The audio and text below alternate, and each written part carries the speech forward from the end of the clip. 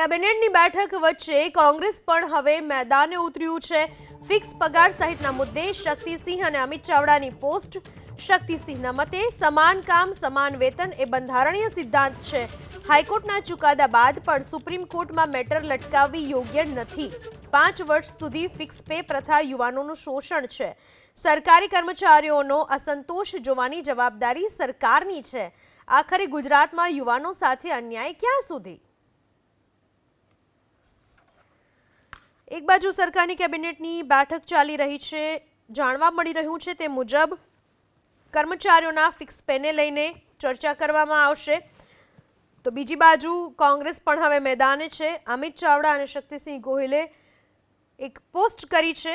એ પોસ્ટમાં જણાવવામાં આવ્યું કે સમાન કામ સમાન વેતન એ બંધારણીય સિદ્ધાંત છે। ગુજરાતમાંથી ફિક્સ પગાર બંધ કરો।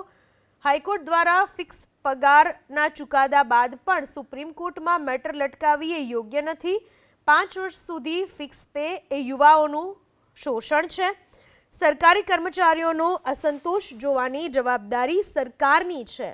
ગુજરાતમાં યુવાનો સાથે આખરે આ પ્રકારનો અન્યાય ક્યાં સુધી થતો રહેશે?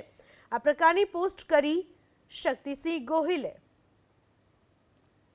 યુવાઓમાં ખાસ કરીને નવા શિક્ષકોમાં જે અસંતોષ જોવા મળી રહ્યો છે, 5 વર્ષ સુધી જે ફિક્સ પગાર આપવામાં આવે છે, ફિક્સ પગારની પ્રથા બંધ કરવા માટે શિક્ષકોની માગ છે। એ જ બાબતને લઈને આજે કેબિનેટની બેઠક પણ મળેલી છે, એમાં ચર્ચા થવાની હોવાનીમાં જાણકારી મળી રહી છે।